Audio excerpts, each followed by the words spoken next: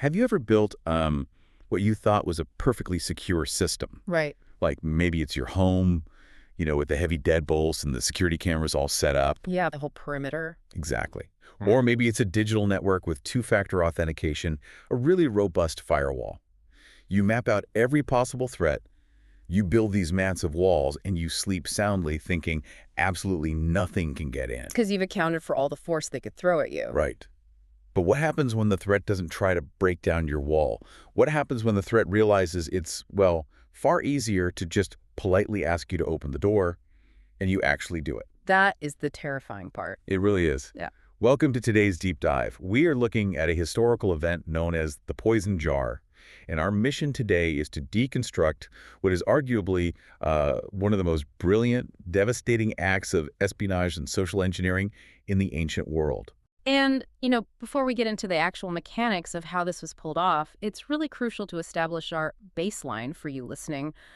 We aren't just looking at a story or a novel here. No, not at all. We are piecing this analysis together from translated Babylonian court records, and we're cross-referencing those with ancient regional folklore. So our goal isn't just to recount some tragedy. Right, it's much more tactical than that. Exactly. We want to look past the mythos and analyze the actual terrifyingly effective tactics used to bypass what was essentially an impenetrable physical defense. Yeah, because the target in this scenario is Prince Marut. And his security apparatus is incredibly tight. I mean, we're talking top tier for the ancient world. Oh, absolutely. He and his mother, the queen, they live in this fortified house with these incredibly thick stone walls. They spend their days down in a hidden underground cellar just to escape the blistering heat. Which naturally creates a choke point. Right, and their personal security detail is this man named Kanu. He is a highly trained, fiercely loyal Abyssinian protector. And, I mean, he literally sleeps with a naked sword in his hand. Yeah, he is essentially a lethal machine. If you are an attacker, this is a total nightmare of a target. It really is. It's a completely closed loop. Which is exactly what makes the geopolitical stakes of this situation so incredibly volatile. You have these two spies acting as agents for King Nebuchadnezzar of Babylon. And Nebuchadnezzar is not someone you mess with. No, he is not. And we really need to understand the why behind their mission. He doesn't just want the prince for a quick ransom. Oh, yeah. He wants to completely decapitate a rival bloodline. In the context of ancient Near Eastern politics, capturing the heir of a rival faction and parading him through the gates of Babylon is basically the equivalent of seizing a rogue state's nuclear codes today. Wow, yeah, the leverage is just massive. Totally. The agents who deliver this prize won't just get a pat on the back. They will be elevated to the highest echelons of Babylonian power. They'll be buried in gold. So the prize is huge, but the obstacle is Kanu.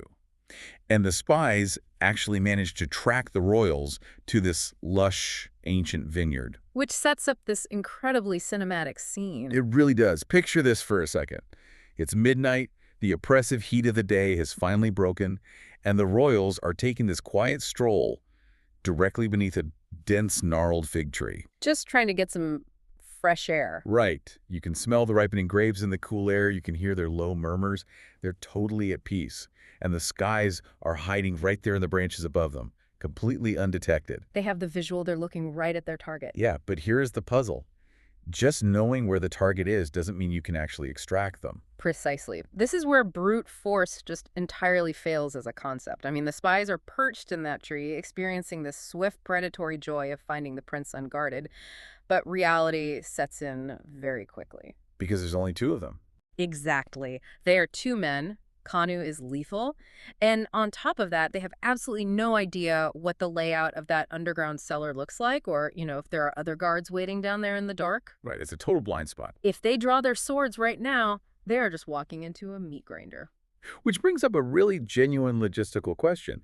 If they know exactly where this high-value target is, why don't they just stay quiet, climb down, right back to their camp, and summon a platoon of Babylonian soldiers? It seems like the obvious choice, right? Yeah.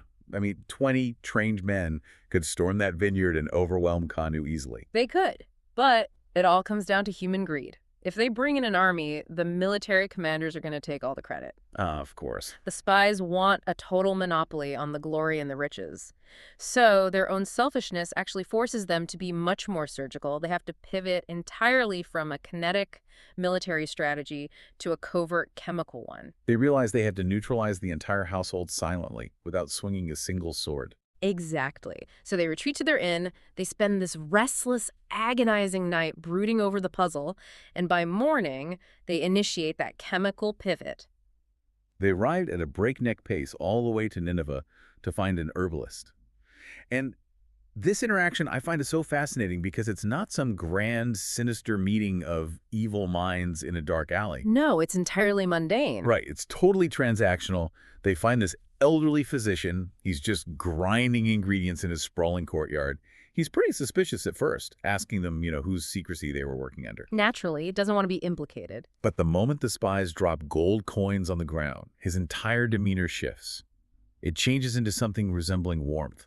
He suddenly calls them brothers and asks how he can help. It really highlights a persistent reality about the weaponization of chemistry, both ancient and modern. It rarely requires ideological alignment. Just funding. Exactly, it just requires cash. The herbalist doesn't care about geopolitics or King Nebuchadnezzar. He just needs the logistical parameters. He asks how much water is being treated and how many people are drinking it. He's basically the ancient equivalent of a dark web arms dealer.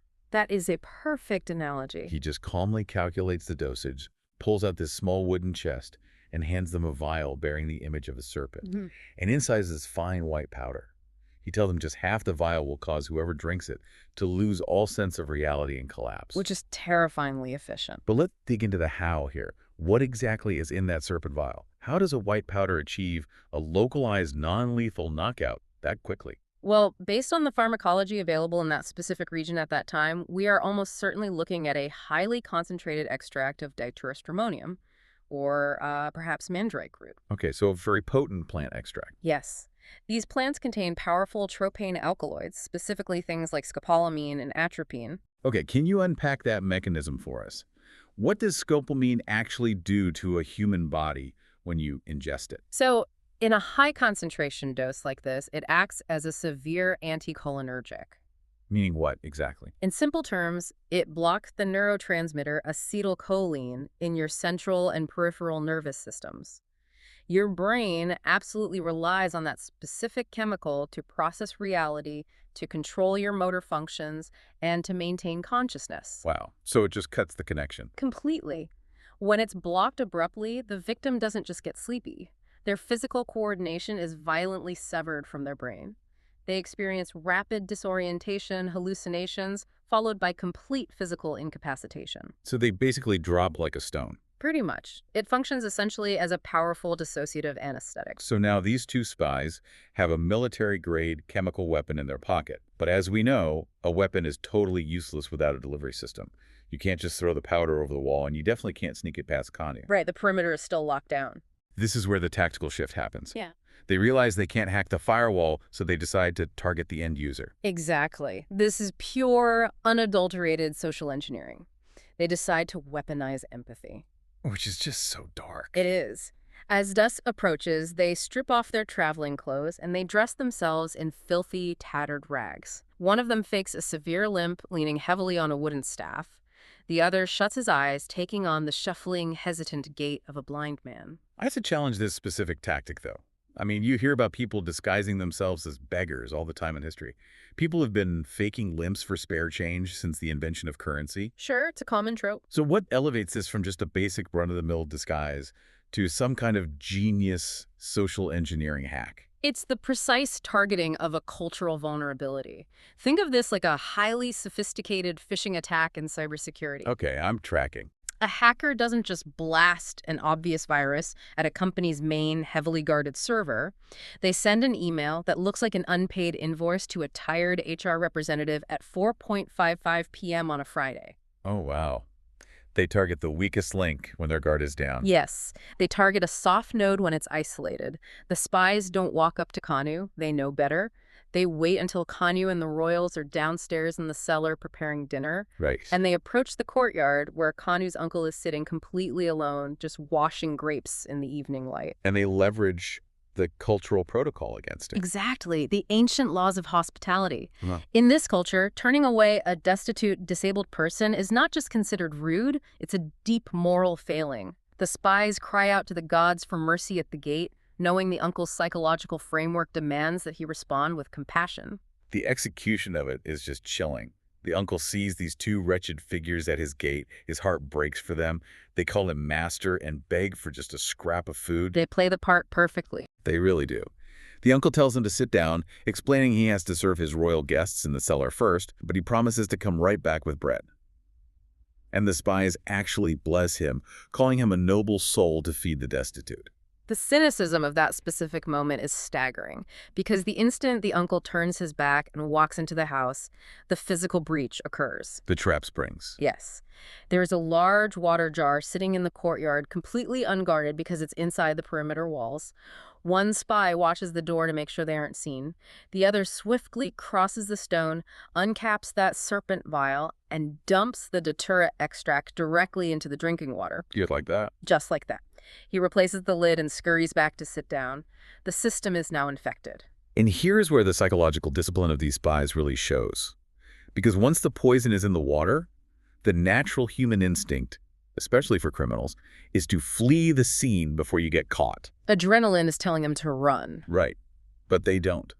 They make the incredibly calculated decision to stay right where they are. Because fleeing would trigger an immediate security alert. Oh, of course. Think about it. If the uncle comes back out with the bread and the beggars have just vanished into thin air, he knows something is wrong. He might alert Kanu. He might check the courtyard. He'd know the perimeter was compromised. Exactly.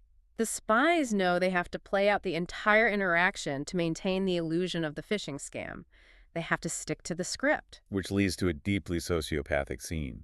The uncle comes back out with 2 loaves of barley bread and some honey. And these spies just sit there in his courtyard, looking him dead in the eye, tearing into the bread with this feigned desperation. Just acting like starving men. They are literally eating the food of a man whose entire family they just condemned. It's so twisted.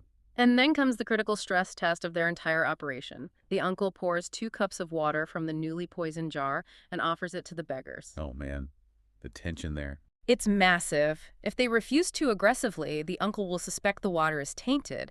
But if they drink it, the datura paralyzes them, and the mission fails completely.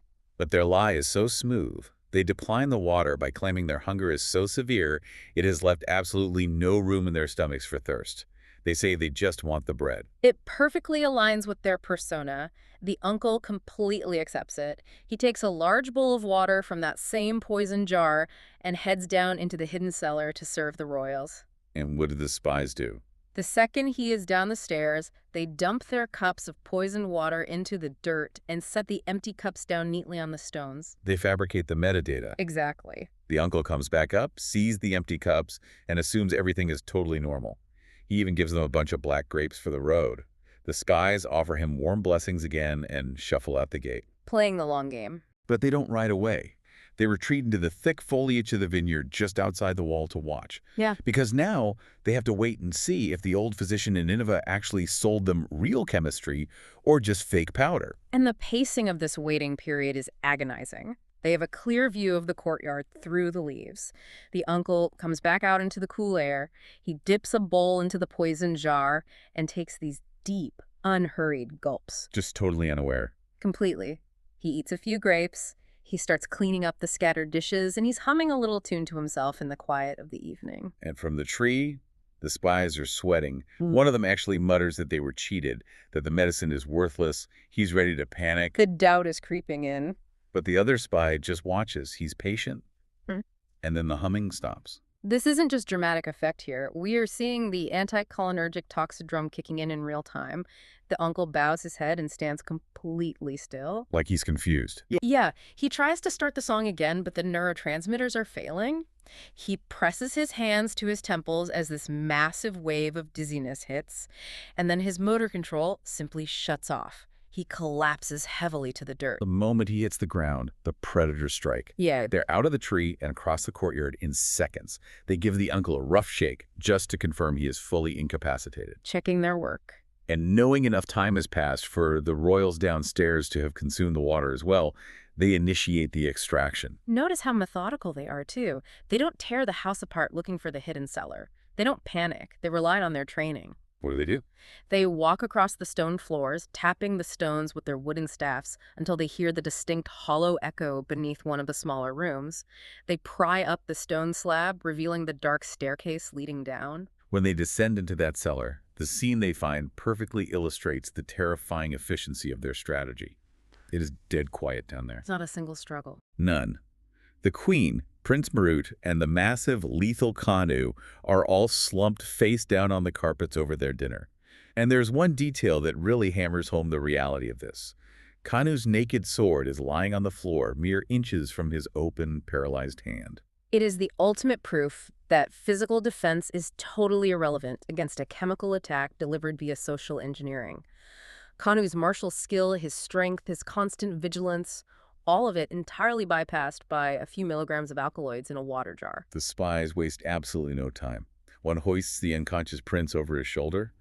They carry him up the stairs, straight past the motionless body of the uncle in the courtyard, and out into the vineyard. This is so cool. They bind the prince's hands and feet with these tight, practiced knots, load him onto a horse, and prepare to vanish into the night.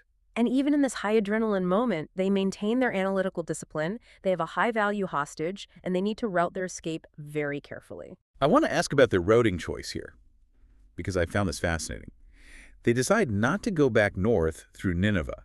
Instead, they choose a much longer 2-day route south through the border posts of Yemen. Yeah, it seems counterintuitive. Right. If you've just pulled off the kidnapping of the century, why are you detouring south when Babylon is your ultimate goal? It's all about threat modeling. Nineveh might be a shorter geographic route, but politically, it's highly volatile. It's filled with rebel factions and unpredictable military checkpoints. Ah, so the risk of getting intercepted is too high. Exactly. When you are transporting an asset this incredibly valuable, you optimize for security over speed. The route through Yemen offered formal, predictable border posts. It's basically like choosing to drive an extra hour on a well-lit interstate rather than taking a shortcut through a dangerous, unmapped neighborhood. They mitigate their risk. It's cold, calculating professionalism. And as they spur their horses into the night, taking the prince with them, the narrative focus snaps back to the devastating reality of the victims waking up. Because eventually, the poison wears off, and the world they wake up to has fundamentally, irreversibly changed. We see two distinct awakenings here, and the contrast is profound. Let's start with the prince. Okay, first, the prince. It's the evening of the next day. The scopolamine haze finally clears, and he realizes he is tied to a moving horse surrounded by complete strangers. He asks where they are taking him, and the spies just laugh hollowly at him. They tell him he is going to the court of Nebuchadnezzar. The psychological impact on him must be absolute despair. He realizes he is completely helpless. He's a prisoner of his family's greatest enemy, being carried further away from his mother with every single step. It's a waking nightmare. Meanwhile, back at the house, the sun is high. The uncle wakes up face down in the dirt of the courtyard. His head is pounding. His vision is totally blurred. He tries to piece together what happened. The confusion must have been overwhelming. And then the memory clicks into place. The blind man, the lame man, the bread. The profound realization that his own charity was the actual vector for the attack hits him like a physical blow, and he rushes to the cellar. He finds the stone door open. The queen and Kanu are still unconscious on the floor, but the prince is just gone. The uncle desperately splashes water on their faces to revive them. Just utter panic. When the queen finally wakes up and realizes her son has been taken, the devastation is total. She breaks apart, weeping inconsolably. They search every inch of the vineyard, the fields, but it's entirely empty. They are gone. It's a deeply tragic scene, but what is really vital to observe here is the transition in Kanu. Yes. He wakes up to find he failed his one job. He was the protector, and he failed. But he doesn't surrender to despair like the prince or break down like the queen. His grief immediately crystallizes into a kinetic response. He acts like a machine booting back up.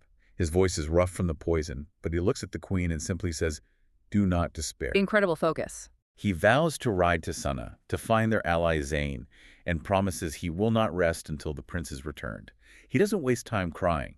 He just mounts his horse and rides hard for the horizon. Which sets a massive geopolitical manhunt into motion. The spies executed this brilliant, quiet infiltration. But in doing so, they unleashed Kanu, a highly trained operative who is now hunting them with singular purpose. And it all traces back to that one moment at the gate. We've unpacked how this kidnapping was driven by political greed, funded by a dark web-style transaction for a chemical weapon, and ultimately executed through a flawless phishing scam in the physical world. Bypassing the sword entirely. The spies defeated a heavily armed guard simply by pretending to be broken men in need of a meal. And that leaves a deeply uncomfortable concept for you listening to consider in the dark. The royal family built what they thought was a perfect system. They had hidden cellars, thick walls, and a fierce, armed protector. Yeah. But their system was undone by a beautiful act of human charity. Empathy is a recognized security flaw. So in your own life, how do you balance preserving your humanity and your willingness to help others with the necessity of protecting yourself from the poison jars of the world? When the threat realizes it's easier to ask for a glass of water than it is to break down your door, how do you verify who is really asking?